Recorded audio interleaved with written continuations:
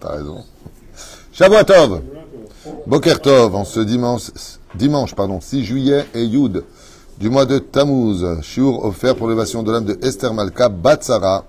Aléa Shalom Bezrat Hashem pour l'année. Donc de la part de ses petits-enfants, Ronit, Jonathan, Noémie et Shirley. Bezrat Hashem, Shachem Verech Etrem.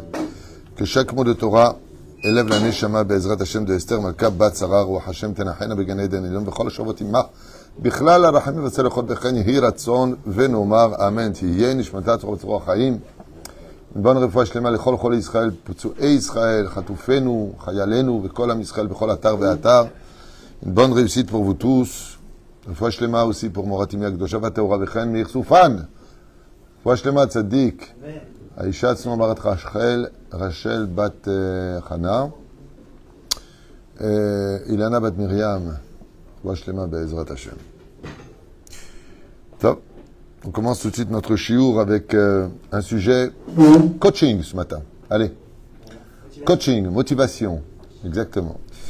Non, j'étais en train de réfléchir un petit peu à Vena Aforou. Vous savez, Bil'am, dans la parashat Balak, est appelé pour maudire le peuple d'Israël, pour faire du mal au peuple d'Israël. Et on voit qu'entre l'intention et la réception, c'est comme le ciel et la terre. Il est venu pour maudire, et la Gemara nous dit que si tu veux savoir qu'est-ce que voulait dire de mal Bil'am sur Israël, eh bien, c'est pas compliqué. Traduis au contraire les bénédictions qu'il a fait, c'est-à-dire s'il a dit « sois béni » dans la bénédiction, sache que son intention était de dire « sois maudit ». Mais la grande question est de savoir qu'est-ce qui a pu permettre un renversement de situation face à une personne qui s'est retrouvée plus bête que son propre âne. Makaralo, Makara. Eh bien, ça vient de la positivité du peuple d'Israël. De là, vous allez comprendre que dans une situation quelconque, ce n'est pas l'épreuve ou les conséquences des mots qui sont dits, c'est la réception avec lesquelles on les reçoit. C'est-à-dire que tu peux prendre deux personnes mariées dans leur situation à eux. Dans une maison, le mari va dire une parole dure. Et dans la maison de l'autre, le mari va dire exactement cette même parole. Seulement, le premier a une femme qui est surmenée, qui est inquiète, qui est sensible. Ça va prendre une dimension bombe atomique, crevasse, divorce, fini, mort. Hachem Ishmor. De l'autre côté, l'autre femme, et pourquoi je parle d'une femme, et ça peut être aussi le sens contraire, c'est-à-dire une femme vis-à-vis d'un homme.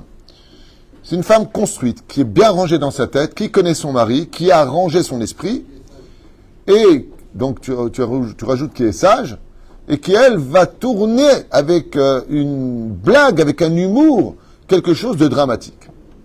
Pourquoi ? Parce qu'elle en est capable. La réception en est capable. Et cet exercice-là a été vécu à maintes et maintes reprises au sein du Talmud. Avec, par exemple, Rabbi Akiva qui arrive sur le mont du Temple avec ses amis. Et il voit un renard qui sort du Kodesh HaKodashim. Et tout le monde pleure. Bet Amikdash, tout le monde pleure. Tout le monde est triste. Sauf Rabbi Akiva qui rigole. Il lui dit, mais pourquoi tu rigoles ? Oh, regarde, le temple est détruit. Et lui, au lieu de répondre, comme c'est un bon juif, il leur dit, et vous, pourquoi vous pleurez ? Il dit, comment ? Là où rentrait le Kohen Gadol, une fois par an, le jour de Yom Kippourim, l'Ifnaï et l'Ifnim, de là-bas sort un renard, un animal tamé représentant les nations du monde. Et tu nous demandes pourquoi on pleure. Il dit, ben moi, c'est exactement pour ça que je ris. Très curieux. C'est le même événement. Ils sont tous Talmidei Chachamim. Seulement, la différence, c'est que Rabbi Akiva, dans sa perception des choses, dans sa positivité, et ça va se répéter dans d'autres cas, lui, il voit toujours le bien qui sort du mal. Toujours. Un peu comme la bouche de Balak, qui vient demander à Bil'am d'utiliser sa force par la parole, parce que il sait que la force d'Israël, au-delà de sa défense militaire, c'est surtout la force de la prière. Et tout le monde connaît la véracité et la puissance extraordinaire que quand une maman juive prie, ça fait vraiment trembler le trône divin. Tout le monde le sait. Oufren, Rabbi Akiva, il dit, c'est parce que j'ai vu un renard sortir de là-bas que je rigole. Il dit pourquoi? Il dit parce que, comme le rappelle justement Tsephania et les prophètes d'Israël, 2 temples devront être détruits et le 3e sera là pour l'éternité. Mais tant que je vois le 2e temple détruit, je ne peux que me réjouir du futur temple pour l'éternité. Donc, moi, je regarde un peu plus loin que le bout de mon nez. Je vois au-delà d'eux. Je vois un avenir. Et je le vois positif. Ce qui fait que la réception du présent, du mal que tu viens de me faire, bien sûr que pour Rabbi Akiva, c'était une catastrophe de voir un renard tamé sortir de l'endroit le plus saint du monde. Mais il a fait quelque chose d'extraordinaire. Dans sa perception de la vie, il a essayé de voir l'avenir. Il a cru en l'avenir. C'est comme nos enfants, des fois, qui nous exaspèrent. Ils sont des fois ingrats et durs, mais il va grandir. Il va comprendre, enfin j'espère. C'est-à-dire, et un jour, il viendra te demander pardon en te disant, tu te rappelles, maman, quand je te disais ça, je sais pas, j'étais bête, c'était ceci. Et d'un coup, c'est lui qui va devenir la lumière de la famille.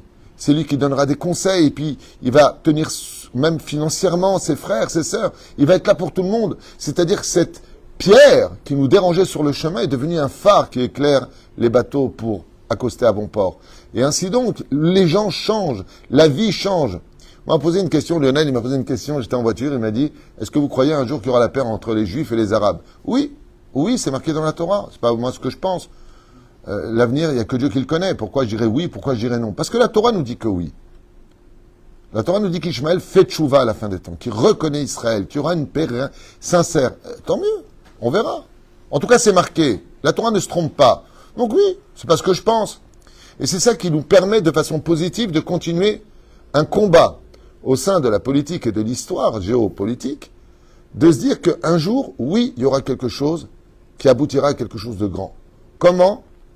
La Torah va nous dire, j'en connais les versets, je ne sais pas le sujet d'aujourd'hui, mais la Torah va nous dire que ça passera par des complications, une espèce d'épine qui montera très très haut, comme on est en train de le vivre aujourd'hui, mais ça finit avec 13 pétales. Ce qui fait qu'au regard d'un peu plus loin, on y verra une rose, sortira quelque chose de ça. Très intéressant, dirais, on verra. Pour l'instant, on n'est pas là. On n'en est pas là. Chaque marche nous approche de l'étage. Mais nous sommes que sur les marches. Sur ce, on a vu Rabbi Akiva. Pareil. Il arrive dans un village, dans sa perception des choses. Il demande qu'on l'accueille. Et tout le monde lui dit non, non, non, non, on ne te connaît pas, tu as peut-être des maladies, arrache-toi de là, t'es pas de ma bande, casse-toi tu pues et marche à l'ombre. Vous connaissez la chanson. Très bien. Qu'est-ce que fait Rabbi Akiva? Il dit, ah, très très bien. Comment ça, très très bien? De toute façon, j'avais chaud, il fait bon dehors. Il est matovou manaïm. Il partait toujours en voyage avec son âne, une bougie pour étudier la Torah, et pour être certain de se lever au Netzachama pour prier, il avait un coq. Donc il monte sur la colline, il s'installe près d'un chêne, et il commence à étudier la Torah en allumant sa bougie, sa flamme, pour pouvoir étudier. Il n'y avait pas de torche à l'époque. Et le vent se lève. Il a beau essayer d'allumer sa bougie, elle ne cesse de s'éteindre. Qu'est-ce que fait Rabbi Akiva? Il dit, top! De toute façon, je suis fatigué du voyage, au lieu de dormir plus tard, je dors maintenant. Et à l'aube, j'étudierai plus. Et il s'endort avec le sourire. À peine, il s'endort. Il n'a pas le temps de s'endormir, qu'il entend un renard qui lui chope son coq à la gorge. Et il part avec. Il lui a pris son réveil matin. Anotan a servi Bina. A servi, c'est le coq. Alpisot, c'est Michael. Et Rabbi Akiva, il dit, Tom, eh bien, Dieu, il veut peut-être pas que je me réveille demain matin. En tout cas, ce qui est sûr et ce qui se dit, de toute façon, le meilleur sommeil, comme dit le Rambam, c'est celui du matin, celui qui répare le corps.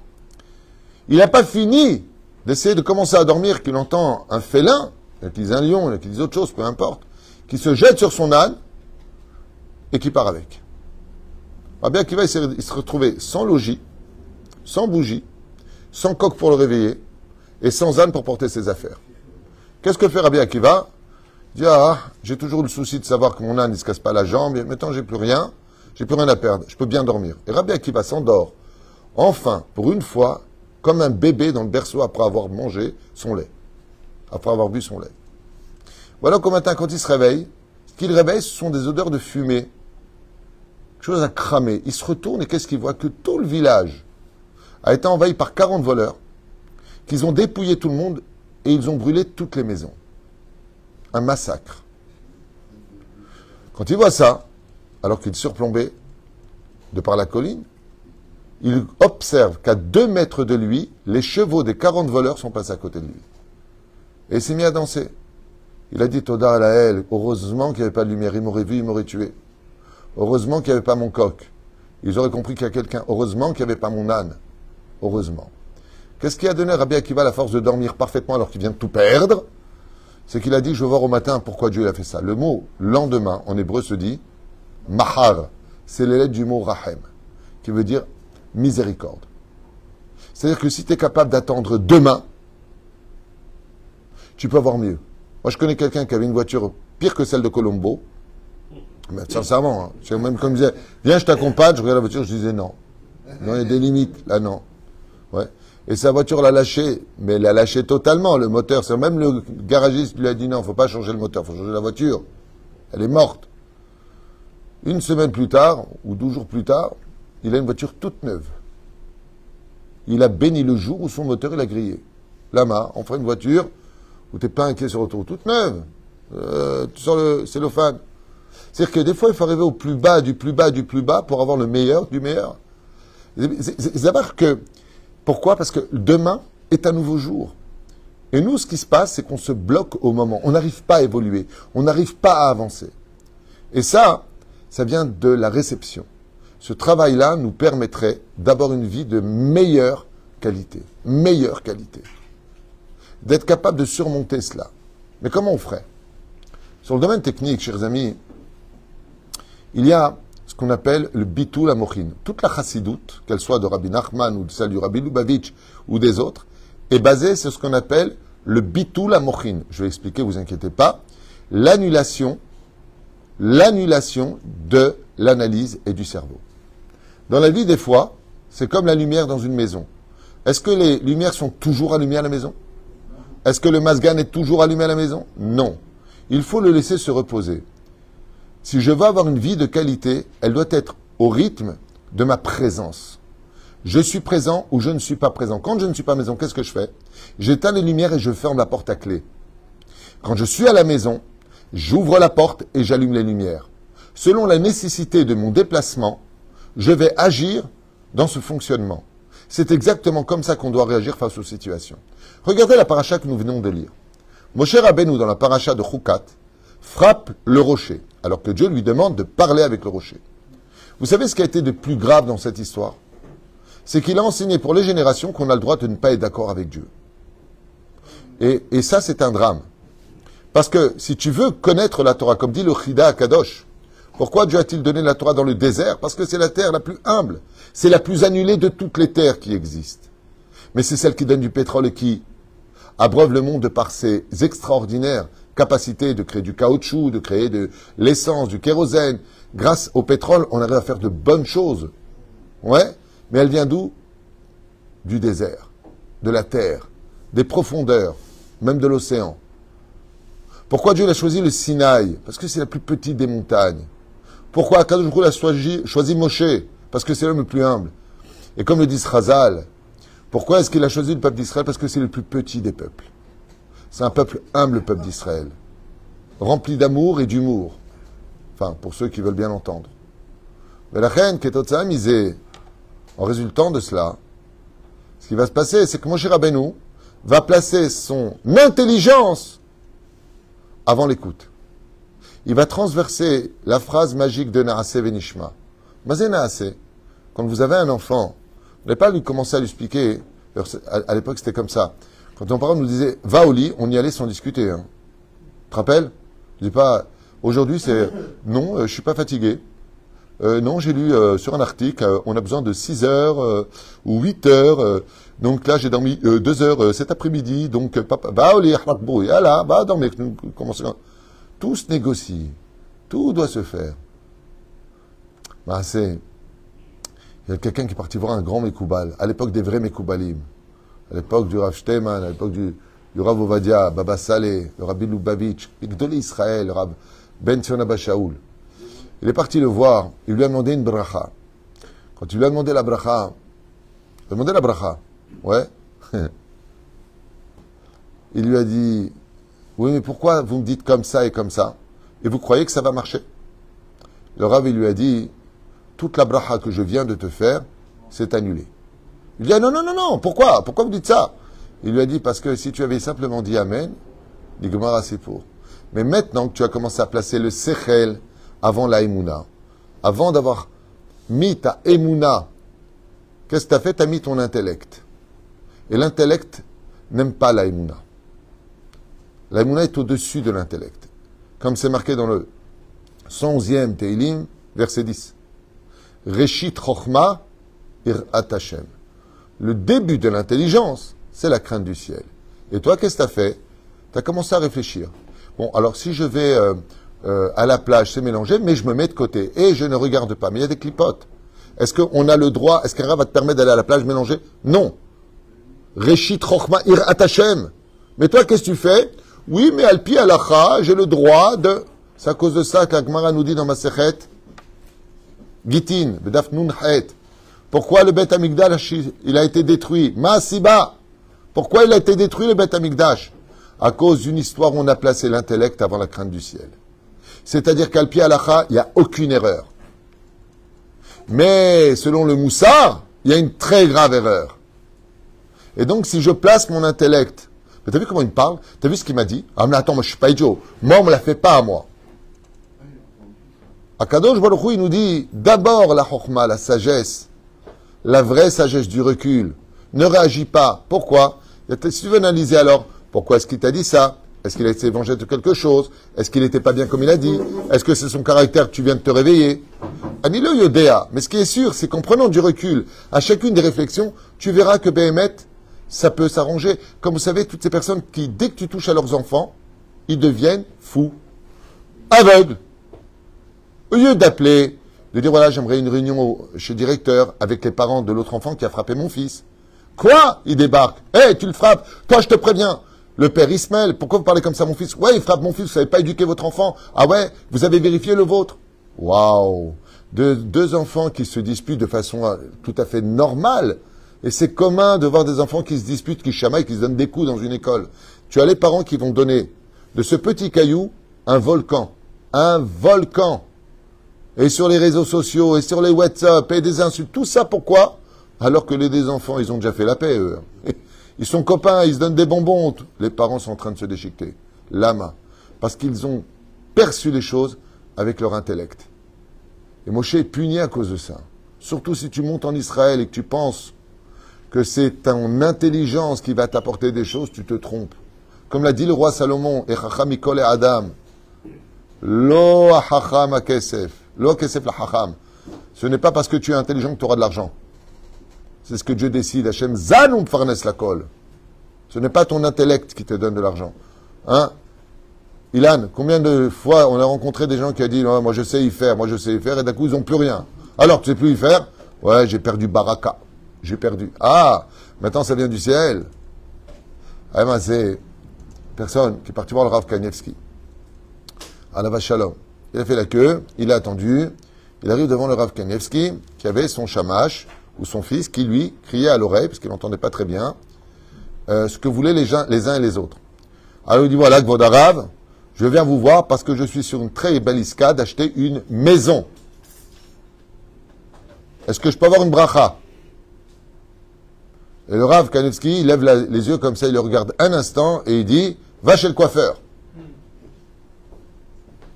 Alors, le shamash, il traduit, il lui dit il faut aller chez le coiffeur. Parce qu'il n'a pas entendu. Alors il a dit le coiffeur, mais je ne suis pas venu pour aller chez le coiffeur. Sinon je serais allé chez le coiffeur. Je suis venu pour prendre une bracha parce que je veux acheter un appartement, je veux que le Rav me bénisse, que tout se passe bien et que j'achète cet appartement. À part ça, dites au Rav que le coiffeur, j'y suis allé juste il y a quelques jours. Alors il lui dit, non, il veut acheter un appartement. Et le Rav Kanievski, il dit, je t'ai dit de lui dire d'aller chez le coiffeur. C'est un peu gênant comme situation. Tu es face au Gdolador et tu dis aller chez le coiffeur. Attends, lui revient de chez le coiffeur, il n'y a pas tellement longtemps. Alors il dit au chômage, très bien, je vais chez le coiffeur, mais lequel? Il lui a dit, le Rav, il n'a pas dit lequel. Donc va-t'en d'ici, ça il m'explique. Cet homme-là, il les regarde. Si je mets l'intellect avant la sagesse, c'est un fou, il comprend rien. Mais si j'ai foi et que j'annule mon intellect et que ma réception c'est de voir le positif, je vais chez le coiffeur. Et il marche à Bnei Brak. Ça se passe à Bnei Brak. Le premier coiffeur qui rentre, il rentre dedans. Il lui dit Shalom. Il lui dit bonjour, bah, installez-vous. Et puis le gars lui dit mais pourquoi vous venez chez moi vous êtes parfaitement coiffé, il n'y a plus rien à couper. Elle dit ah oui, oui, je sais, j'étais chez le coiffeur il y a 2 jours. Il dit alors pourquoi vous êtes ici? Il dit ben j'en sais rien. Il dit comment ça vous en savez rien? J'ai été voir le Rav Kanevski et je lui ai dit je veux une bracha pour l'appartement que je veux signer cet après-midi et il m'a dit va chez le coiffeur. Je lui ai dit, et c'est quoi l'appartement?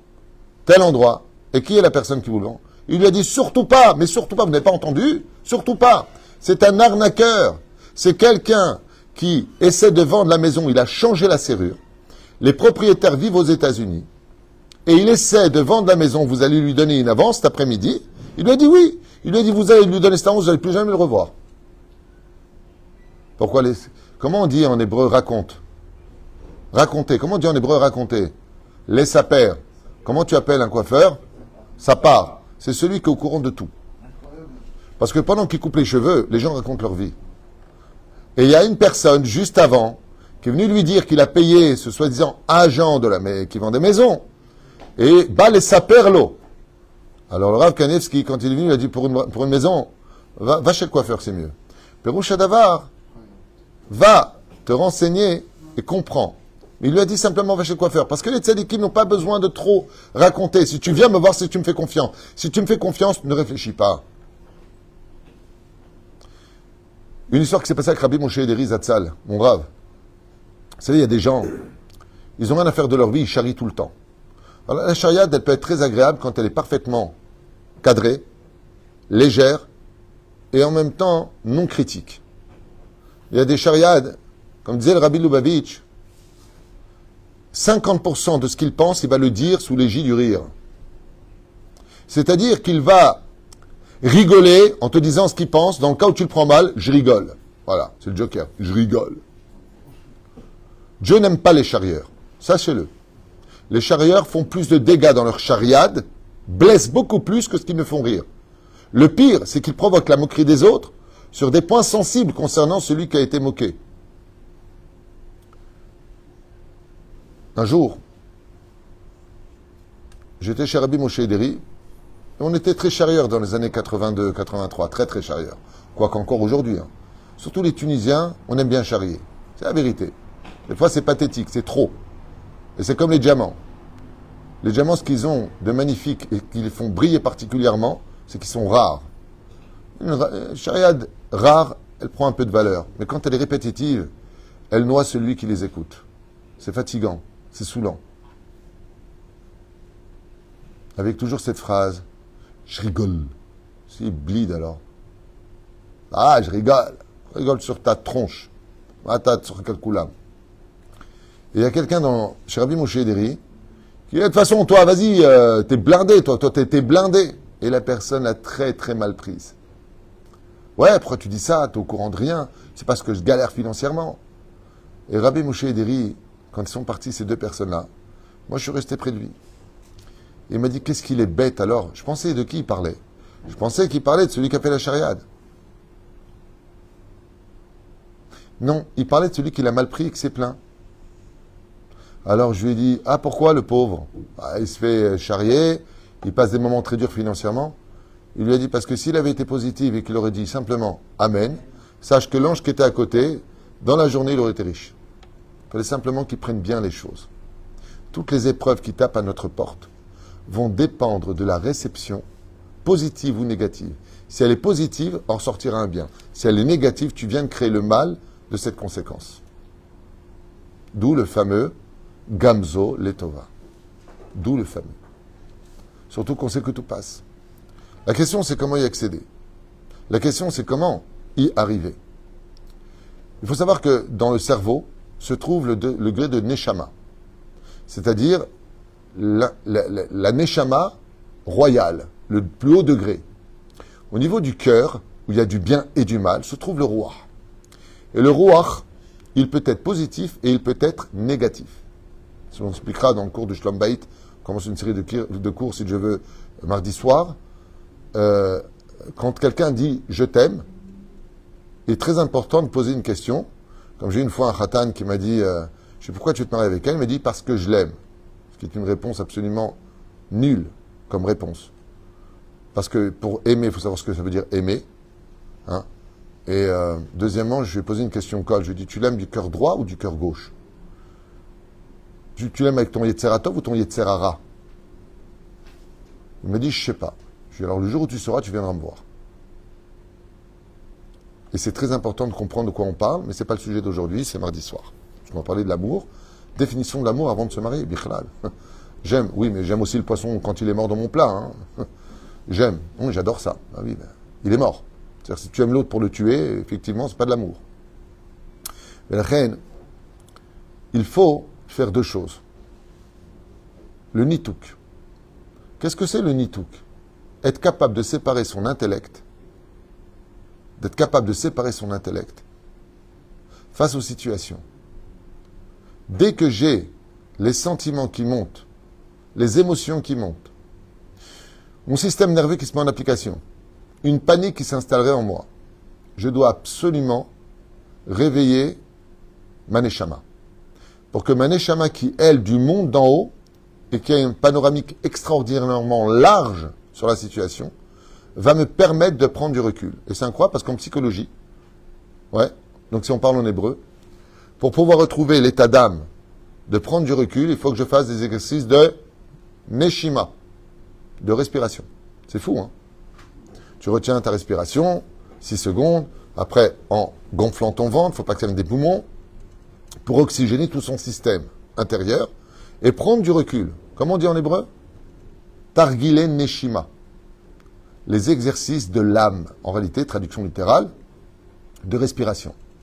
C'est pour ça d'ailleurs que vous allez voir, c'est incroyable. Quand on prend quelque chose de mal, on soupire. C'est quoi le soupir? C'est pas l'âme qui parle, c'est le ruach. Et là, on respire? Non, on extirpe du vent, on fait du ruach. C'est pas bon. C'est pas bon signe. D'ailleurs, vous savez que le souffle est un langage aussi puissant que la parole. C'est pour ça que Dieu a créé le monde avec le souffle. Beri Beraham, par la lettre He, c'est en soufflant. Quand tu fais une personne qui te parle, qu'est-ce que ça veut dire? Qu'est-ce qu'il vient de te dire? Je te supporte plus, j'en ai marre de toi, tu me saoules. On peut le traduire de plusieurs façons. Mais c'est là qu'est tout le problème. C'est-à-dire que la réception des choses, quand on est au niveau du cœur, sont extrêmement douloureuses. Surtout, et vous le verrez au fur et à mesure de votre évolution, plus vous allez aimer une personne et plus vous allez souffrir de lui. L'amour a un prix très lourd. On reviendra sur ce sujet-là de façon très approfondie, Bezrat Hashem, plus tard. Mais vous verrez que l'amour a un prix très lourd. Et vous savez pourquoi? Parce que pour que l'amour perdure, il attend un retour à la hauteur de l'amour et de l'estime que je porte à autrui. Sinon, la déception peut être une chute fatale. Je t'attends, je t'aime, moi je pense toujours à toi, et bien sauf ce que je reçois en retour, ben, c'est de la monnaie. Je ne reçois pas le retour de cet amour. Et comme l'amour est un miroir, eh bien on finit par refléter, non pas notre amour chez l'autre, mais on finit par refléter la médiocrité du comportement d'autrui sur nous-mêmes. Et donc on va se détacher de son amour parce que on va se sentir trahi par des sentiments qu'on a cultivés pour autrui alors qu'il en était en fin de compte loin d'être digne. Et ça, ce sentiment-là, va déjà falsifier toutes les autres réceptions, au point même de juger Dieu.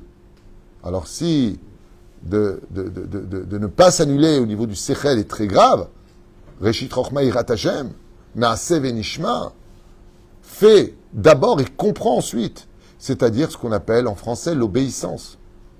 Il faut que ton corps obéisse. Mais pour arriver à cette harmonie, il va falloir être capable de marier. Et là, ce que je veux dire est tellement puissant que ça prendrait au moins 1 heure d'explication, mais je vais le faire en une phrase.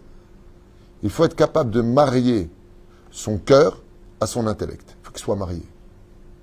Parce que s'ils ont divorcé, c'est où je deviens Dam Bered. C'est-à-dire que je ne prends plus rien à cœur, je ferme les volets de mon cœur. Et donc, je n'ai plus d'émotion. C'est-à-dire, tu peux lui apporter une bonne nouvelle, une mauvaise nouvelle, tu peux dire ce que tu veux. Ça n'apporte rien. En fin de compte, la personne, il n'y a rien qui lui fait plaisir. Il est inerte aux sensations de la vie. Ou pire encore, il n'ouvre que les portes de son cœur et ferme son intellect et il devient ultra sensible, donc invivable. tu peux pas lui parler, toujours des gants, faire attention à ce que tu dis, ce que tu penses. Oh, rasera. Rasera, mon Dieu. Toujours à trouver du mérite pour les autres, jamais pour toi. Toujours à pleurer pour des choses, mais j'ai rien dit de mal. Bon, je dis que t'es moche, mais c'est pas grave. Faut pas exagérer. C'est une blague. Mais les gens extrêmement sensibles, ceux qui ont le cœur ouvert, faire très attention à eux.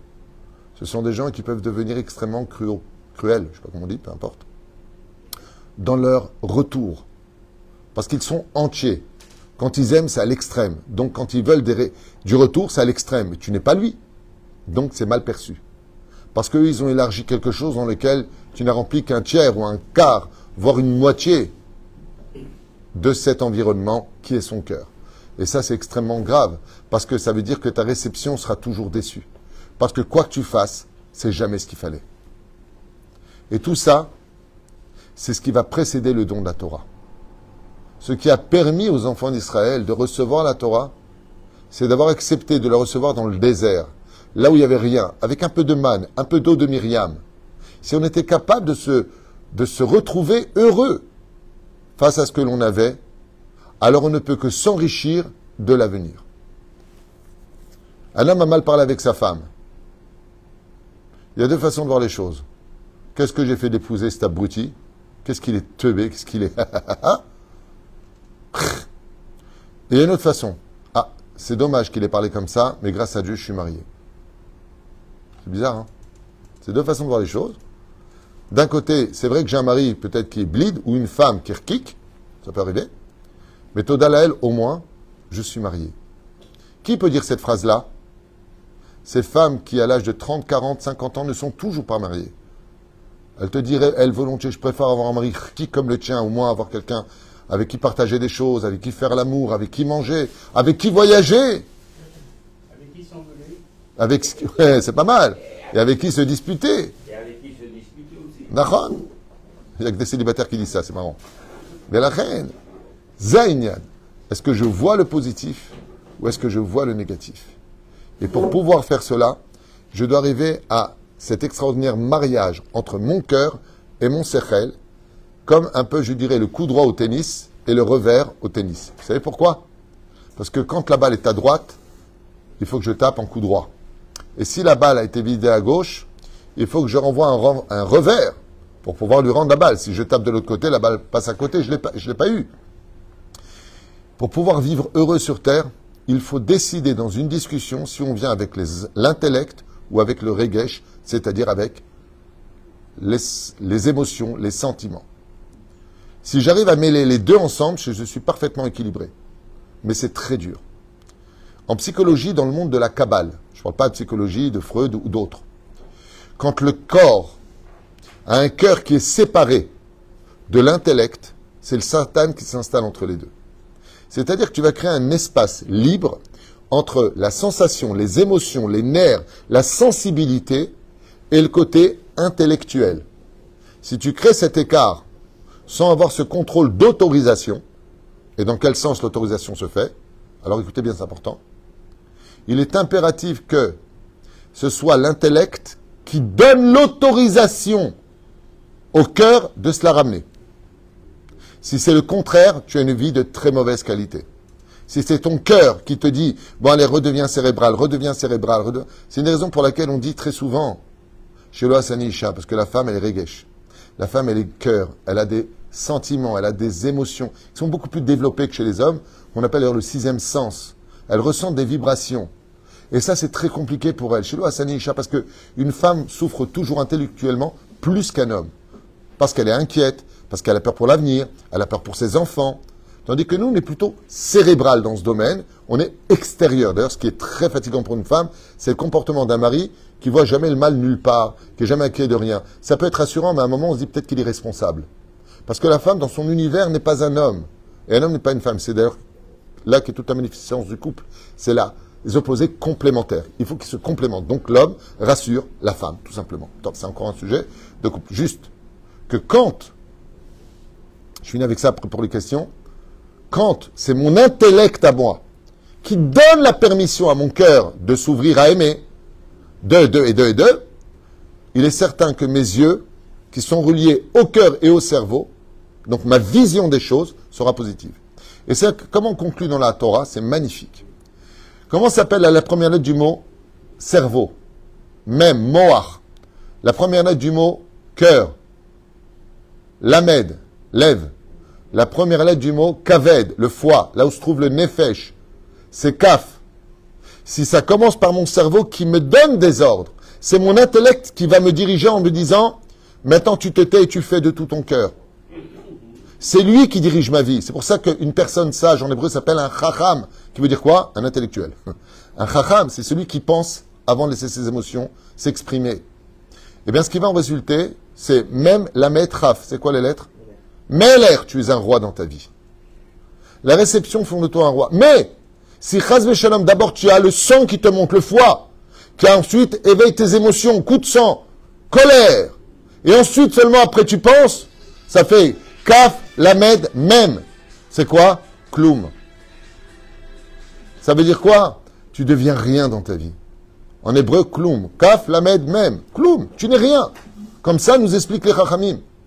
Nos sages nous disent, si tu veux avoir une vie de qualité, sois un chacham.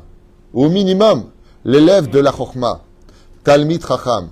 Alors dans ce cas-là, quand est-ce que je vais mettre mes émotions? À chaque réaction, d'abord de l'intellect. Et si ton intellect te fait un cadeau, oh, merci, attends, je suis intellectuel. Je te remercie d'avoir pensé à mon anniversaire.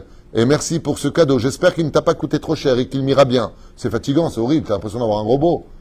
L'intellect, tu reçois un cadeau, il te dit, ouvre ton cœur, reçois-le avec plaisir. Merci, sourire, montre de l'émotion à ce moment-là. Ouais? Mais si, dans une situation, je laisse mes émotions l'emporter sur ma raison, ce qui va se passer, c'est que quand maintenant je vais voir les résultats des dégâts que j'ai rajoutés sur cette nouvelle un peu difficile, ou une parole de trop, eh bien ce qui va se passer, c'est que quand mon intellect va enfin pouvoir agir, il ne me restera plus qu'à présenter mes excuses. T'as raison, je ne sais pas ce qui m'a pris, j'étais trop nerveux, je ne suis pas bien en ce moment. Et l'autre finira par lui dire, tu sais, tu devrais peut-être t'arrêter de t'excuser. Ah bon? Ouais, ça veut dire, t'arrêtes pas de t'excuser, je veux dire par là, arrête de toujours mal prendre les choses. C'est insupportable. Dans le domaine professionnel, familial, enfants, parents, frères, sœurs, avec qui tu veux, c'est dur de prendre des gens qui prennent tout le temps tout mal. On peut rien lui dire. Alors bien sûr qu'on doit faire attention, pas de la shonara hazve shalom, pas de motzi shemra, pas de vulgarité, bien sûr qu'on doit être des humains et pas des animaux. Mais regardez, la réception d'Israël qui chantait en bas, c'est la seule paracha de la semaine où on n'était pas au courant de ce qui se passait. C'est la seule paracha où les enfants d'Israël, quand Moshe a écrit la Torah, sur l'ordre divin et qu'il a écrit la paracha de Balak, il a dit quoi? On a invité un tel malheur. Vous savez pourquoi Balak a perdu cette histoire? Parce qu'en bas, pendant que lui essayait de nous maudire, on était dans la réception positive. Et quand tu es positive, les flèches de tes ennemis atterrissent chez toi comme des roses. Moi, je connaissais une femme extraordinaire qui avait un mari qui était très, très dur. Très, très, très dur. Très, très dur. Il faut voir comment lui parlait. Et à chaque fois, elle souriait. Je lui dis, d'où tu as cette force de supporter quelqu'un d'insupportable? Si je m'en réfère à la Torah, que tout est réparation dans ce monde, que tout est justice, c'est qu'apparemment, dans le Gilgoul d'avant, j'ai dû être son mari et j'ai lui parlé de la même façon. Donc, tout est capara. Puis à part ça, je vais dire la vérité. Mon mari, me dit cette femme, il me parle mal, mais il me gâte. Il gâte les enfants, c'est un bon père. Il a une façon de parler parce que son père était très autoritaire. Il retransmet le même message, le même comportement. Ça ne justifie pas. Alors qu'est-ce que je vais faire? J'ai divorcé. Alors je lui parle bien. Et j'espère qu'on lui donne un exemple, un jour il se calme. Je lui dis, je suis certain que grâce à votre positivité, il finira par devenir positif. Sauf si c'est un pervers narcissique, on ne va pas revenir dessus. Eux, c'est hors norme, hors sujet, hors social, hors humain, démon au visage d'ange. Je ne parle pas d'eux. Eux, il n'y a rien à faire. Je vous l'ai fait en plus de 20 ans d'études sur ce cas-là. Il n'y a rien à faire. Au contraire. Ta gentillesse est prise pour de la faiblesse. Ta patience est prise justement pour une soumission. Enfin, tout est... Je ne parle pas des gens fous comme eux. Je parle des gens normaux. Ils finissent par s'adoucir. Il y avait un film, quand j'étais jeune, j'adorais, il s'appelait Lord Fauntleroy. C'était un grand-père qui était très dur, comme ça. Et son petit-fils vient vivre dans son château avec lui. Il est tellement chnine. Il prend tellement bien les disputes de son grand-père qu'il finit par briser l'espèce de volet qui était sur son cœur. il explose et il devient le meilleur grand-père du monde parce qu'il lui a ouvert son cœur. Et c'est ce que nous dit d'ailleurs la Torah dans Pesach. Ah, Tpetahlo, ouvre-lui son cœur, ouvre-lui sa bouche. Donne-lui cet amour. Question. La question de Lior, c'est ok, on comprend comment faire, mais en pratique, comment s'habituer à vraiment faire passer toujours. Comment le faire? Comment le mettre en pratique? Je te réponds. Lior, tu as une bonne question. Mais même si tu n'avais pas posé la question, c'est comme ça que je voulais finir. On donne un mode d'emploi. C'est bien facile de dire il faut prendre la boîte de conserve à 2,50 m de hauteur, alors qu'on est un Inde à 1,50 m. Ça va être un peu compliqué de prendre cette boîte de conserve. Mais il suffit de prendre un escabeau pour y accéder. Et cet escabeau, c'est plus d'études de Torah, plus de travail sur sa soumission, sur son humilité. C'est là qu'est tout le travail. Beaucoup de moussard, des exercices de respiration, d'apprendre à dire à son cœur de se la fermer. Tais-toi.